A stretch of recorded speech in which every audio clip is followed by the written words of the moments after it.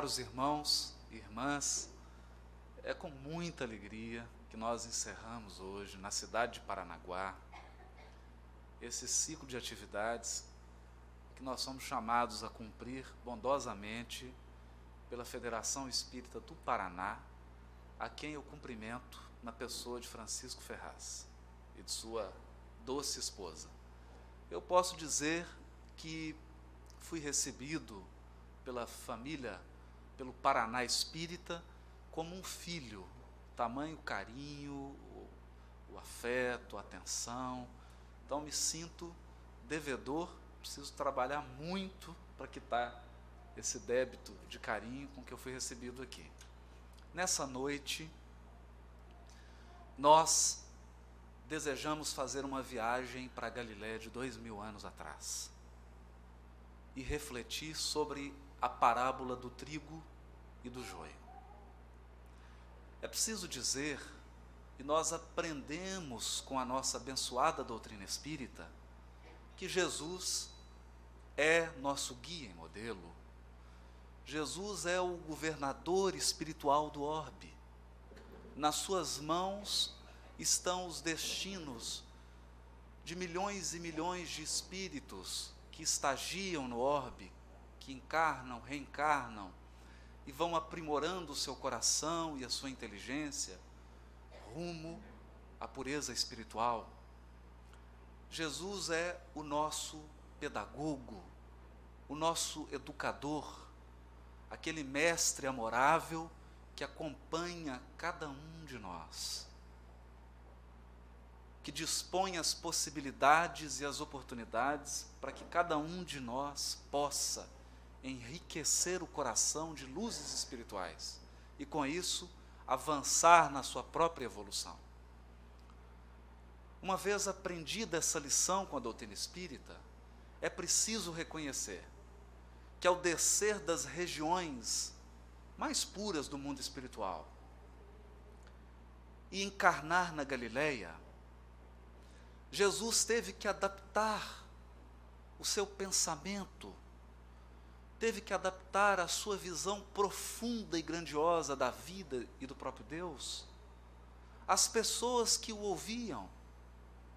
Nesse sentido, é bom recordar que, ao olhar para o mar da Galiléia, na época, como diz Emmanuel, não como hoje, um lugar empoeirado, parecendo um deserto, mas na época, o maior produtor de agricultura para toda a Judéia, toda a produção agrícola saía da Galiléia. É possível então imaginar Jesus olhando para aqueles campos, olhando para aqueles agricultores simples, que ganhavam a vida lavrando a terra, plantando de sol a sol, num esforço enorme para garantir o pão dos seus filhos, da sua família. Jesus querendo revelar leis imutáveis e eternas. Jesus que pretendia falar para o espírito imortal. Olhando aquela paisagem, adaptou o seu pensamento grandioso em parábolas. Parábolas simples, singelas, usando a cultura, tratando de elementos da vida normal das pessoas, mas que guardavam uma profundidade. Eis então que no capítulo 13 do Evangelho de Mateus, nós encontramos essa belíssima parábola narrada por Mateus. Outra parábola propôs-lhes, dizendo: o reino dos céus é semelhante a um homem que semeou boa semente no seu campo. Dormindo, porém, os homens, veio o seu inimigo e semeou o joio no meio do trigo e partiu. Quando germinou o ramo e produziu fruto, então apareceu também o joio. Aproximando-se os servos do senhor da casa, disseram-lhe: Senhor, não semeastes boa semente no teu campo? De onde, portanto, terá vindo o joio? E ele lhes disse: um homem inimigo fez isso. Os servos lhe dizem: sendo assim, queres que, após sair, o recolhamos? Ele, porém, diz: não, para que ao recolher o joio, não desenraizeis junto com ele o trigo. Deixai crescer ambos juntos, até a ceifa. E no tempo da ceifa, direi aos ceifeiros: recolhei primeiro o joio e atai-o em molhos para os queimar. O trigo, porém, reuni no meu celeiro. O verdadeiro educador é aquele que, uma vez tendo subido a escada, ao perceber que o seu aluno também quer subir, ele desce a escada e sobe junto com ele. E o ensina a dar os passos com segurança. Esse é o verdadeiro educador. O verdadeiro educador é aquele que está imbuído de sabedoria, sim, porque ninguém pode educar se não tiver sabedoria. Sabedoria de vida, experiência no trato com o assunto que ele está ensinando. Mas, para que ele se torne um verdadeiro educador, ele precisa amar os educandos. Certa vez, em Uberaba, após as atividades com Chico Xavier, isso de madrugada, depois de ter recebido inúmeras mensagens, eles saíram de madrugada e o Chico gostava, depois que terminava as tarefas, ia tomar um cafezinho. Mineiro não gosta muito de café, mas nesse caso vocês entendem. Foi tomar um cafezinho para acordar, 4h30 da manhã, e começou-se então a travar uma discussão. De um lado, Herculano Pires, um grande homem, um grande filósofo, uma grande mente, que advogava a ideia de que para ser evangelizador da infância, você precisava fazer o curso de pedagogia. Uma pessoa não poderia ser evangelizador na casa espírita se não fizesse o curso de pedagogia. De outro lado, irmãos mais experientes ponderavam com Herculano: mas Herculano, se for assim, nós não teremos evangelizadores. Não se pode adotar uma posição tão radical. E foram discutindo e debatendo, cada grupo colocando seus argumentos, e aquela discussão começou a ficar acalorada. Resolveram então, o Chico só ouvindo, como um bom mineiro, resolveram interromper o silêncio do Chico e perguntar: Chico, o que você acha? Precisa ter o curso de pedagogia ou não para ser evangelizador da infância na casa espírita? E o Chico então responde: o Espírito de Emmanuel está ao meu lado, dizendo que para ser evangelizador da infância na casa espírita, é preciso um requisito: amar as crianças. Porque o educador verdadeiro, que não tem amor pelo educando, ele pode transformar a verdade num bastão. Ele pode humilhar o educando com a sua sabedoria. Ele pode constranger o aprendiz com a sua experiência. Portanto, só é capaz de educar. E quando nós dizemos educar, nós nos recordamos da ideia de educação defendida por Allan Kardec, educação de caracteres morais, formação de bons hábitos. Não se produz uma educação de caracteres morais se o educador não ama aquele a quem ele está educando. Se ele não ama, ele corre o risco de exigir fruto de uma planta ainda tenra. Ele corre o risco de pedir muito mais do que o educando é capaz de oferecer. Nesse sentido, então, Jesus trabalha a parábola do trigo e do joio. Diz Emmanuel, no capítulo 107 do livro Vinha de Luz, ao se referir ao trabalho gigantesco de Jesus, que para nós é o semeador das leis divinas em nosso coração. Jesus é aquele que semeia valores morais dentro de nós, na esperança de que esses valores vão germinar e vão se transformar em frutos que representam conduta, que representam pensamentos corretos, sentimentos adequados. E nesse papel de semeador, diz Emmanuel que o campo do Cristo é região de atividade incessante e intensa. Tarefas espantosas. Olha aqui o que Emmanuel está dizendo. Tarefas espantosas mobilizam falanges heróicas. Contudo, apesar da dedicação e da vigilância dos trabalhadores, o joio surge, ameaçando o serviço. Apesar das falanges espirituais que cuidam do movimento espírita no Brasil, e de todos os movimentos do cristianismo, que visam a educação do ser imortal, apesar de toda essa dedicação, surge o joio.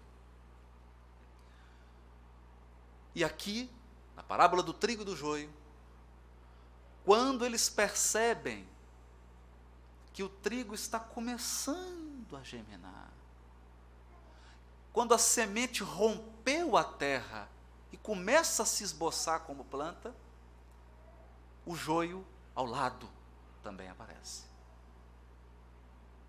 O primeiro impulso dos tarefeiros, Senhor, nosso primeiro impulso, qual foi? Quem é o culpado? Perguntam para Jesus, Senhor, quem semeou o joio? A nossa primeira preocupação, muitas vezes bem intencionados, no afã de servir, é descobrir o culpado. Quem foi o responsável? Jesus então responde, o inimigo que fez isso, um homem inimigo. E eles perguntam, mestre, o senhor quer que quando o senhor for embora a gente arranque? Que coisa, né? Por que não arrancaram na presença de Jesus? Por que a gente espera Jesus sair para arrancar o joio? Porque de certa forma a gente quer fazer um trabalho assim um pouco violento.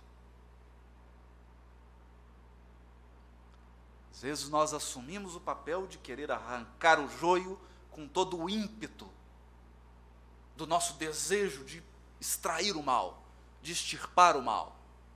É comum ver isso. Quando é noticiado um crime que abala a sociedade, vem logo à tona o tema pena de morte. Nós queremos arrancar, com violência.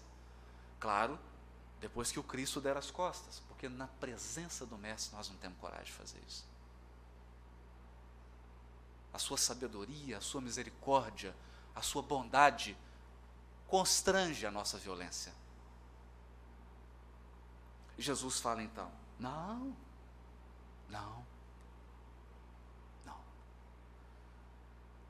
Porque corremos um risco. O joio é uma planta na Palestina muito parecida, na verdade o nome técnico é cisânia. Em grego é interessante porque cisânia é a planta e é também divisão, briga, dissensões. Isso é muito simbólico. a nos ensinar que os maiores prejuízos na tarefa de Jesus são as brigas, as cisâneas, as divisões. Jesus, então, ensina que se você puxar o joio, você corre o risco. Como ele é muito parecido com o trigo, e como a planta ainda está desabrochando, de desenraizar o trigo. No afã de tirar o joio, você leva trigo junto. Esse é o primeiro risco, mas tem mais. Tem outros riscos, maiores ainda. E é aqui que nós nos socorremos de Emmanuel. Quando ele diz assim: quando Jesus recomendou o crescimento simultâneo do joio e do trigo, não quis, senão, demonstrar a tolerância celeste no quadro das experiências da vida. Tolerância celeste.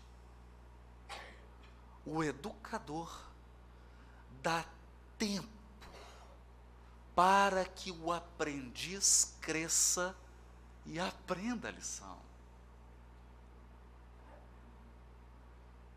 Então, de forma sábia, de forma paciente, ele tolera o erro e vai acompanhando vigilantemente o processo, como, diz Emmanuel assim, o mestre nunca subtraiu as oportunidades de crescimento e santificação do homem.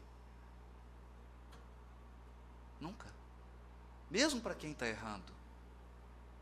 Não é porque alguém está em erro que o pedagogo divino vai tirar as oportunidades de crescimento e renovação dessa pessoa. Porque se ele fizesse isso, estaria isolando pessoas, estaria fechando a elas as portas do aprimoramento íntimo, as portas da evolução espiritual. Não pode ser feito isso. Ele então renova oportunidades. E nesse sentido, o próprio mal é pacientemente examinado por seu infinito amor, sem ser destruído de pronto. E aqui está o segredo. Jesus recomenda: não destrua o joio de pronto. Não destrua o mal de pronto. Vamos acompanhar vigilantemente. Deixai crescer, ambos juntos. Deixai crescer, ambos juntos. E aqui nós nos recordamos então de uma história. Conta uma lenda que havia uma aldeia de lavradores, há milênios e milênios atrás.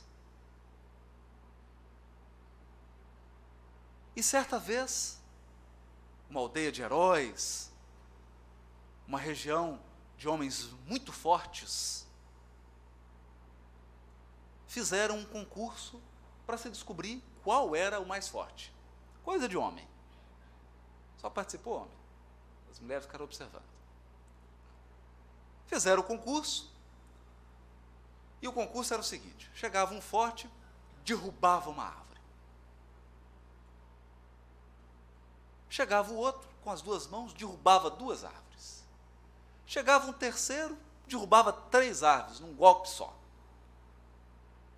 E, uma vez feita a exibição de cada um dos fortes, quem ia ser o julgador? Um sábio. Um ancião, simples, cabelos brancos. E falou assim: Senhor, era o líder da aldeia, qual é o mais forte? Qual de nós é o mais forte? Ele falou: não tem como saber. Mas como não tem como saber? Só viu aí, nós derrubando as árvores? Não. A competição começa agora. Ele então se aproximou de uma árvore e quebrou um pequeno galho da árvore. Entregou a eles e disse assim: aquele que conseguir recolocar o galho na árvore e fazer esse galho florir é o mais forte, porque destruir é a coisa mais fácil do mundo. difícil é construir. Você não precisa de nenhum talento para destruir. Nenhum. Nenhum talento. Para construir é que é preciso talento. E as esposas não cansam de falar isso para a gente.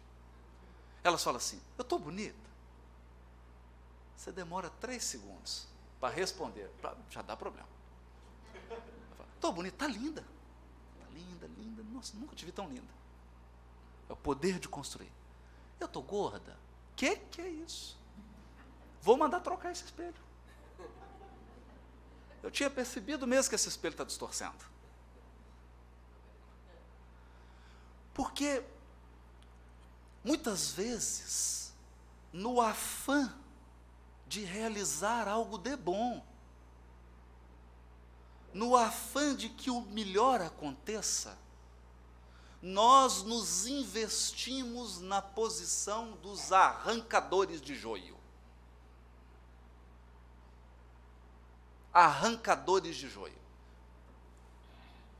Tropa de elite de Jesus. Pode deixar, mestre, eu sou o capitão Nascimento. Pode deixar que eu vou purificar a sua seara. Vou limpar tudo, vai ficar tudo limpinho. Só vai ficar trigo. O problema é que depois dessa tarefa, não fica nem trigo nem joio, não fica nada. Então Jesus pede, deixai crescer ambos juntos. O que vem a ser isso? Eu não estou falando da planta. É claro que a planta somos nós. Quando Jesus diz, conhece-se a árvore pelo seu fruto, ele está falando de árvores? Não, está falando de nós. Conhece o ser humano pelos seus frutos, pela sua fala, pelo seu comportamento, pelos seus gestos, pela sua maneira, pela forma como ele reage, pelos frutos.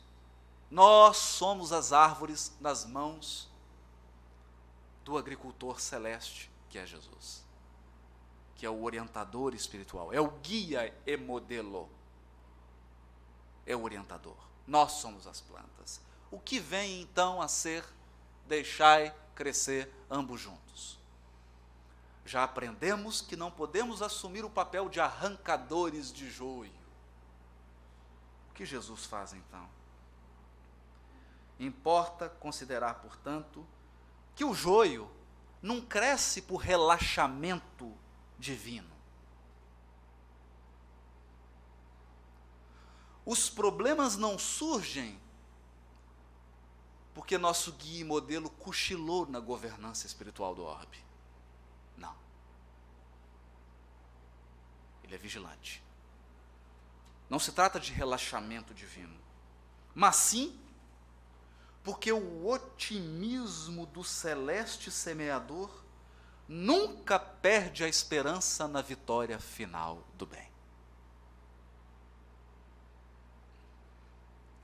Nunca perde a esperança na vitória final do bem. Sabe quando a gente percebe isso? Quando uma mãe vai visitar alguém que foi preso. O sujeito é preso, está na cadeia, é conduzido para ser julgado, e você vê a mãe sentada no banco. E deve passar um mundo na cabeça dela. Porque até os criminosos têm mãe. E ela deve pensar, ele já foi pequenininho, eu já amamentei, já esteve perto de mim, já chorou de noite, eu já acordei para atender, já teve febre, eu cuidei. O que acontece?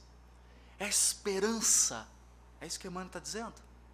Quando Jesus fala, deixai crescer ambos juntos, é o otimismo de Jesus. O otimismo de Jesus, às vezes, nos deixa sem paciência. Sim? No meu caso, que sou um espírito ainda inferior. Querem ver?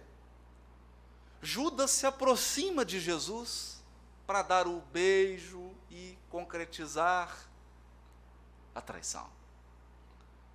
A trama política que iria levar à prisão de Jesus. E o que Jesus diz? Amigo, aqui vieste. Amigo, o que você veio fazer aqui? Emmanuel comenta esse versículo, amigo, a que vieste? E diz assim, naquele momento, foi a última oportunidade que Jesus deu a Judas de modificar todo o futuro dele e do Evangelho. A última oportunidade, o otimismo celeste. Mas não parou por aí. Não parou por aí. Narra Humberto de Campos que quando Jesus está crucificado, nos momentos finais do seu desencarne, uma legião de anjos se aproxima, espíritos puros, se aproximam do madeiro. Uns começam a confortá-lo, cheiros de perfume, começam a tocar uma música suave, como a envolver o governador espiritual do orbe que estava voltando para a pátria espiritual. E diz Humberto de Campos que uma figura luminosa se destacou. Ela chegou, colocou o ouvido próximo dos lábios de Jesus. Jesus, praticamente sem força, murmurou algumas palavras. E esse espírito angélico saiu rápido, como se tivesse recebido uma missão. E aí conclui Humberto de Campos, Jesus havia pedido ao anjo da caridade que fosse acolher Judas, que acabara de suicidar-se. Otimismo celeste. Ao desencarnar, ainda conta Humberto de Campos, o que Jesus faz? Vai visitar a mãe? Não. Vai visitar Judas. Desce até as regiões espirituais mais trevosas, mais difíceis, para minorar a culpa de Judas, para dar a mão a um amigo que havia caído, a abrir para ele novas oportunidades de crescimento e de evolução espiritual.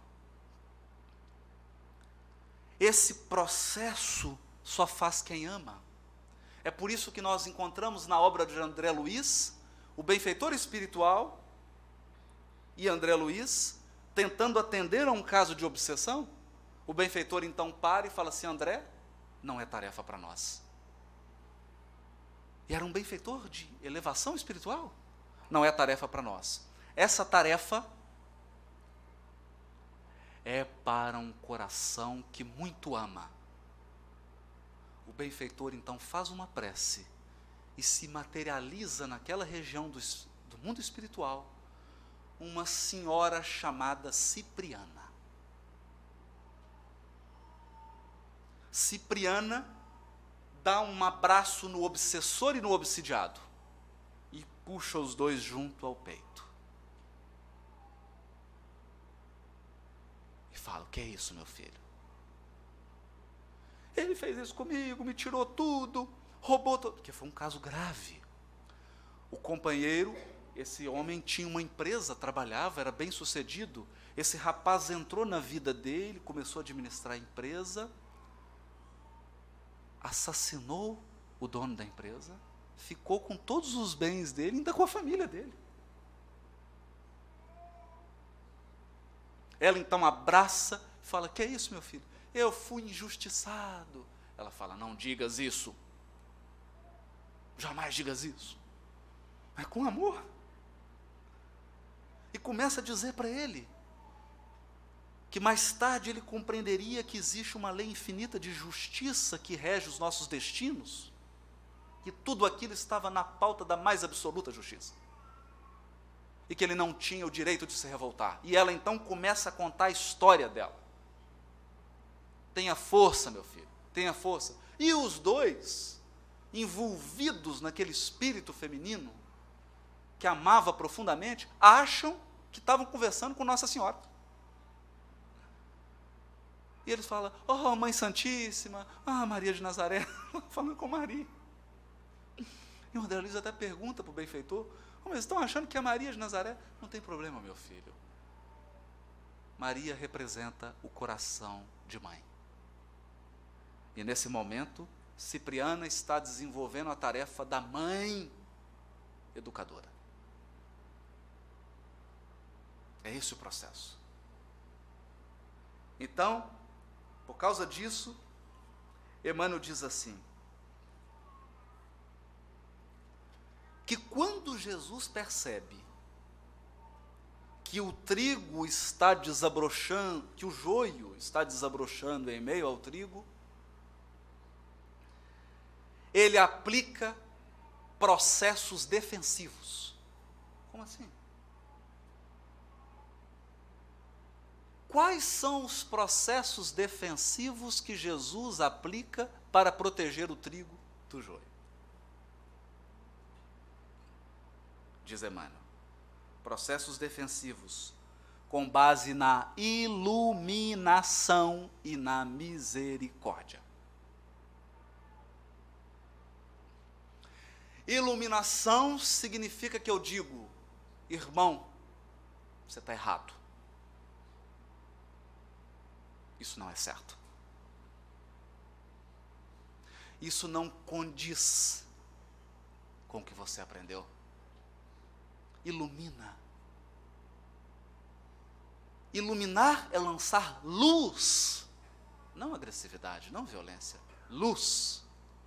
Ilumina. Mas também misericórdia. O tempo e a bênção do Senhor agem devagarinho, devagarinho, e os propósitos inferiores se transubstanciam. Como assim? Transubstancia? O que é transubstanciar? É fácil. O que Emmanuel está dizendo? É que às vezes Jesus, usando a iluminação e a misericórdia, transforma joio em trigo. Ele transforma os propósitos inferiores em propósitos superiores. Mas afinal, não é isso que a educação faz? O que é educação se não transformar a inabilidade em habilidade? Inexperiência em experiência? Ignorância em sabedoria? Maldade em amor? Não é um processo de transubstanciação? Quantos de nós, que têm anos na doutrina espírita, não é capaz de reconhecer que se transformou em uma pessoa melhor? Se transformou. Como? Como? Concreto. Aí Emmanuel começa a dar os exemplos concretos. O homem comum ainda não dispõe de visão adequada para identificar a obra renovadora. Muitas vezes, como encarnados, nós não somos capazes de enxergar o processo de renovação espiritual que está sendo aplicado a uma criatura. Porque nós olhamos o externo. E os processos de renovação são profundamente internos. Eles vão acontecendo na intimidade. Muitas plantas espinhosas ou estéreis são modificadas em sua natureza essencial pelos filtros amorosos do administrador da seara. Filtros. Jesus vai filtrando as nossas imperfeições para que nos transformemos de joio em trigo. E como faz isso? Faz assim. Usa feições novas, situações diferentes, estímulos inesperados ou responsabilidades externas que falem ao coração. Como assim? Vamos entender isso. Afeições novas. Conheço um caso de uma pessoa cujo pai estava mergulhado no alcoolismo. Mergulhado no alcoolismo. E os filhos tentavam de tudo, mas ele sequer admitia que era alcoólatra. Ocorreu então que os filtros amorosos de Jesus agiram sobre essa criatura. E o que aconteceu? Primeiro, uma situação inesperada. Ele foi ao médico e foi diagnosticada uma cirrose que se iniciava. Ele então tomou um choque, porque sequer era capaz de imaginar-se como alcoólatra. Embora consumisse por semana 3 litros de uísque.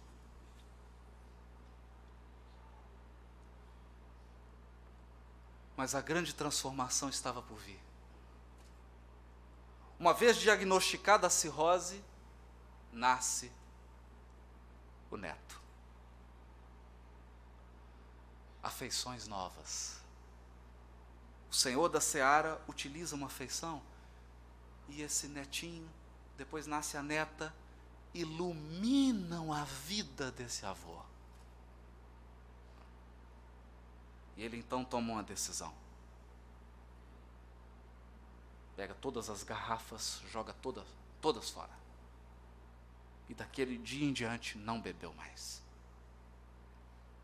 Porque a filha, no dia anterior, chorou e disse: eu não tive um neto para você, pai, para ele te enterrar. Eu tive um neto para que ele tenha um avô, para que ele tenha alguém para visitar e para falar que é o avô dele. Porque eu guardo muitas lembranças dos meus avós. Filtros amorosos. Uma situação que parecia perdida se transforma.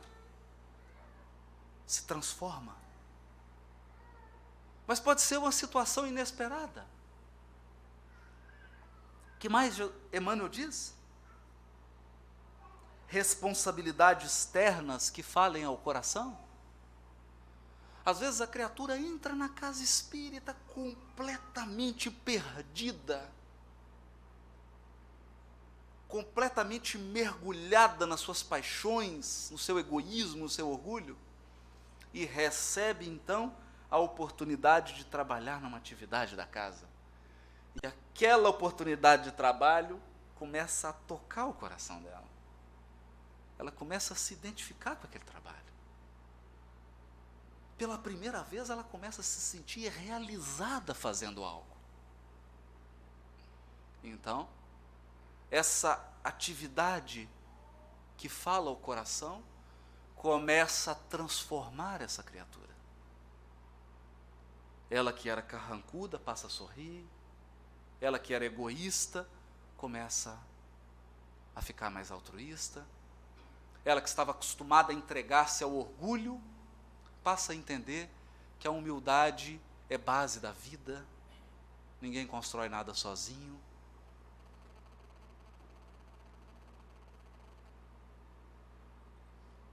Oportunidades externas que falem ao coração. Entretanto, e se não funcionar? Porque o Espírito tem livre-arbítrio. E nós podemos recusar todas as oportunidades que a espiritualidade superior coloca na nossa vida. Você pode recusar todas elas. É o livre-arbítrio.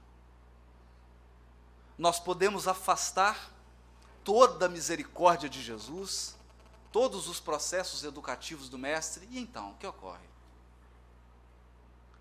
se chega a época da ceifa,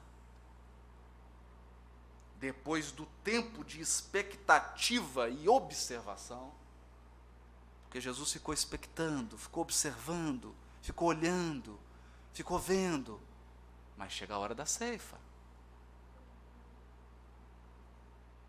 Faça então necessária a eliminação do joio em molhos. Não umzinho, mas um tanto de joio. Por quê? Porque é uma ação severa. É uma ação severa. A colheita não é igual para todas as sementes da terra. Cada espécie tem seu dia, a sua estação. Um alface, você planta hoje. Poucos dias você está colhendo. Um café é diferente. O arroz é diferente. Há erros que, se você cometer hoje, você colhe agora o resultado dele. Por exemplo, o suicídio. Mas há erros que você planta hoje e só vai colher na próxima vida. Cada planta tem seu tempo de germinação. E cada criatura humana tem seu tempo de avaliação pela justiça divina.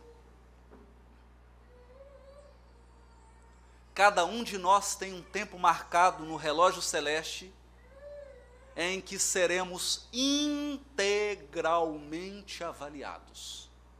E aqui eu me recordo. Eis porque, aparecendo o tempo justo de cada homem e de cada coletividade, exige-se a extinção do joio, quando os processos transformadores de Jesus foram recebidos em vão. Nesses instantes, vemos a individualidade, ou o povo, a se agitarem através de aflições e hecatombes diversas, em gritos de alarme e de socorro, como se estivessem nas sombras de naufrágio inexorável. Que é isso? Nos recordamos aqui do livro Ave Cristo. Quinto Varro, que amava profundamente o seu filho, é conduzido a uma entidade do mundo superior. Ele procura o benfeitor Clódio, esse benfeitor que dirigia a evolução de mais de 2.000 espíritos. Mais de 2.000 espíritos. E ele sabia o nome de cada um e centenas de reencarnações de cada um. Quando o Quinto Varro se aproxima dele, ele fala: Quinto Varro,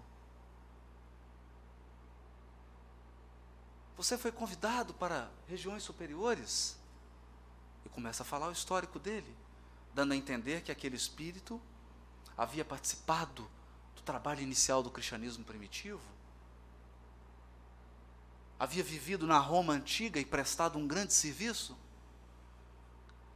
Mas ele fala assim: benfeitor, eu gostaria de fazer-lhe um pedido. O benfeitor olha para ele: é Tassiano, meu filho. É Tassiano.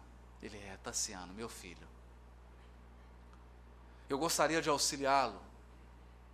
E o benfeitor olha como que há um espírito observando tudo, tudo, chegando até o Cristo que observa a todos nós. Diz assim: olha, meu filho, tenho acompanhado o Tassiano e tenho notícia que ele está nas regiões inferiores, reunindo grupos de espíritos para perseguir cristãos. Ele falou: eu sei disso, benfeitor, eu sei disso, mas eu queria pedir-lhe uma oportunidade. Me dê uma oportunidade de ajudar meu filho. Olha os filtros amorosos. Pode falar assim: você tem 100 anos. Nossa, você tem 100 anos. Ele então reencarna, casa-se, recebe o rapaz como filho, mas uma tragédia acontece. A esposa o traz, se separa dele, ele é obrigado a mudar de identidade. Não vou contar a história, que eu quero que todos leiam o Romance Ave Cristo. Conclusão? Desencarna sem poder atender ao filho. E desencarna da seguinte maneira: o próprio filho, um senhor de Lyon, dono de uma grande casa em Roma, em Lyon, ao receber a visita de Quinto Varro, que ele não sabia que era pai dele, que tinha se transformado num agricultor, Quinto Varro leva um coro de crianças para cantar para ele, no jardim da casa dele. Quando ele percebe que essas crianças são cristãs, ele solta um cachorro, e esse cachorro sai matando as crianças. E mata inclusive o próprio pai. Ele então, no momento da desencarnação, revela que é pai de Tassiano. Desencarna. O benfeitor vem buscar Quinto Varro e fala: meu filho, eu sei que você ama Tassiano, mas não pode amar dessa forma. O seu amor está se tornando possessivo. Traz Quinto Varro. E ele fala assim: por favor, benfeitor, me permita reencarnar mais uma vez para ajudar meu filho. Ele fala: você tem 100 anos. Você não usou os 100 anos ainda. Você pode nascer novamente. Pode nascer novamente. Pode usar o tempo, mas são 100 anos. Ele então reencarna imediatamente. Mas o benfeitor diz para ele: porém, saiba uma coisa, Quinto Varro. Todas as oportunidades foram dadas a Tassiano. Afeições novas, situações novas, atividades novas. E ele recusou todas as oportunidades que o alto lhe concedeu. Agora é o momento da ceifa. Tassiano terá que chorar. Quinto Varro reencarna como uma criança chamada Quinto Celso. Tassiano se torna cego e começa toda uma saga de recuperação. O que nós estamos querendo dizer? Há um tempo certo para cada coletividade, para cada individualidade. Há o tempo da ceifa. Há o tempo da ceifa. E Emmanuel conclui assim: e em vista do joio ser atado aos molhos, uma dor nunca vem sozinha. Quando surgem os processos de renovação, todo o joio é queimado. Todo o joio é queimado. Então nós percebemos aqui que não há fragilidade do mestre. Os espíritos superiores não são frágeis na eliminação do erro. Não.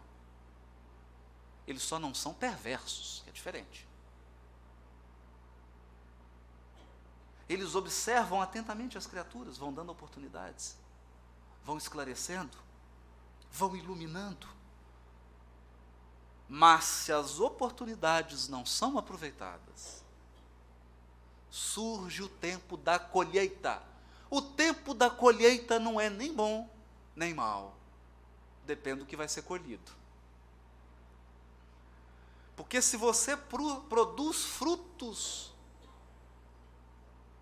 de bondade, de trabalho, de amor ao semelhante, a colheita será prazerosa. Porque todo o seu esforço será computado nos celeiros da espiritualidade superior. Tudo que você fez será aproveitado no trabalho. Mas, se a nossa individualidade produziu joio, se a nossa individualidade afastou as oportunidades que a espiritualidade superior nos deram, chega o momento da eliminação do joio. É então que nós encontramos os nossos irmãos que batem à porta da casa espírita com os maiores sofrimentos. Com os maiores sofrimentos. Com dramas que nós sequer desconfiamos. É o momento da ceifa. Eu me recordo aqui, caminhando para o finalmente, que em visita à cidade de São José do Rio Preto, numa palestra, tive a oportunidade de visitar uma pequena cidade próxima de São José do Rio Preto. Uma cidade pequena, mas que tinha um centro muito ativo, um grupo espírita muito trabalhador. Nessa cidade, havia um casal de comerciantes. Essa senhora, a esposa, uma grande trabalhadora da casa espírita, e o marido acompanhava ela, ficava assim, de longe, não achava ruim, nem bom, só acompanhava ela, ia recebendo por tabela os benefícios, acompanhava. E eles tinham uma mercearia, a única mercearia do vilarejo. E moravam num sítio próximo desse vilarejo. Uma quadrilha de São Paulo observou a rotina dessa família. Eles tinham um filho jovem, novo, 20 e poucos anos, noivo. Eles observaram a rotina e perceberam que o dinheiro da mercearia era guardado no sítio. Um mês antes de eu visitar esse vilarejo, essa quadrilha aguardou o entardecer. Quando o pai havia voltado com o filho, a mãe estava na casa espírita.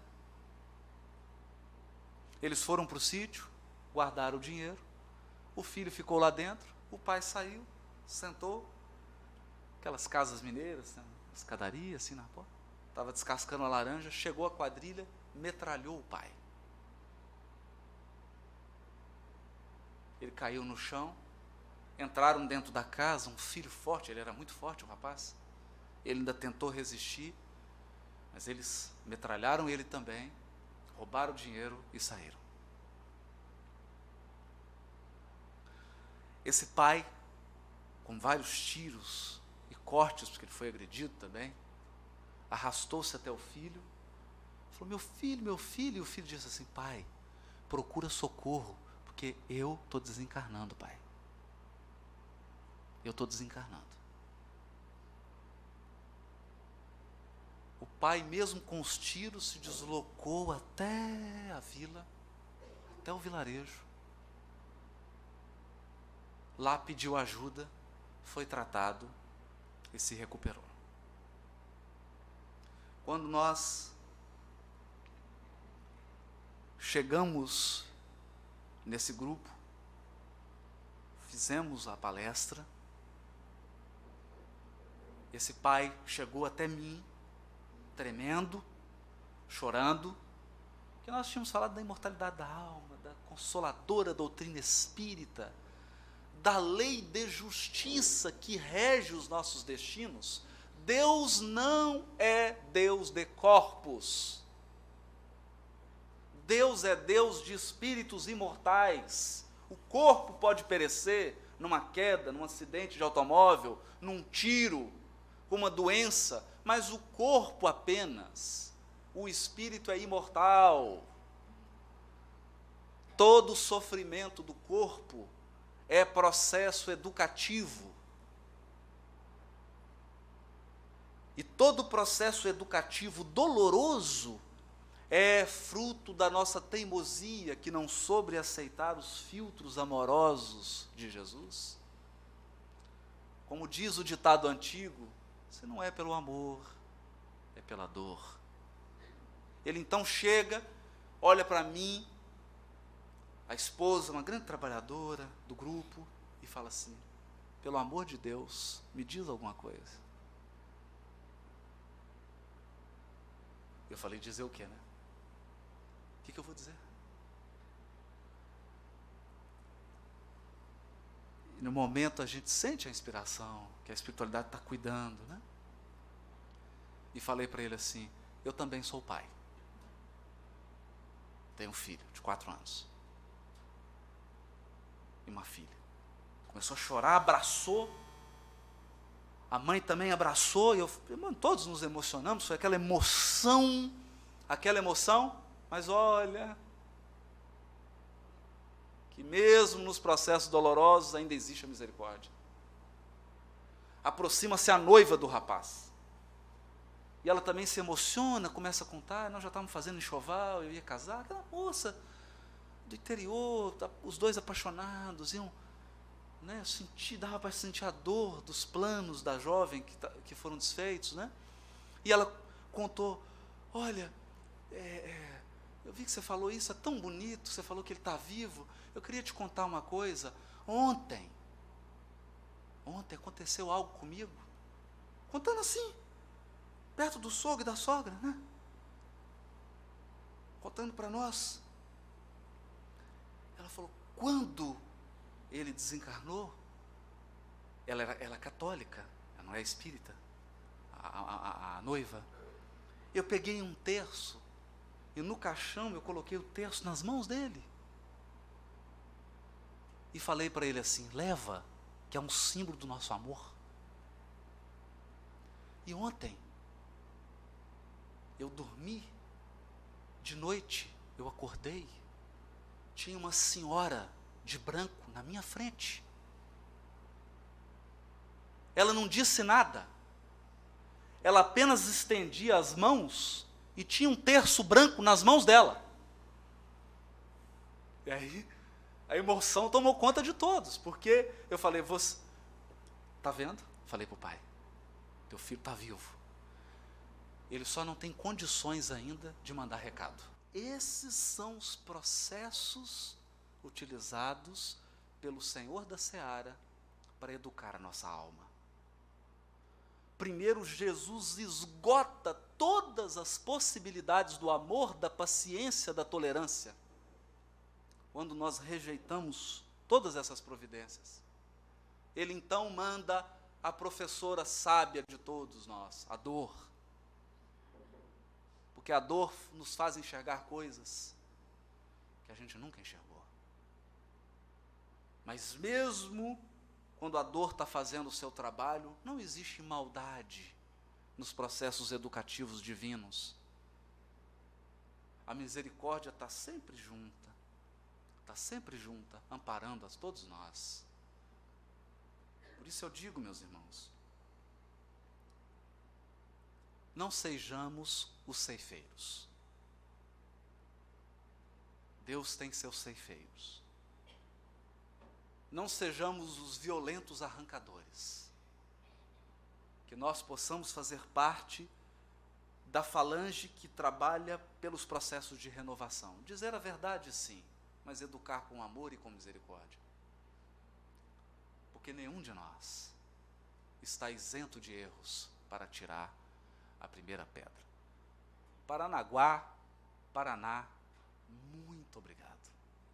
Foi uma alegria e uma honra estar com vocês. Muito obrigado.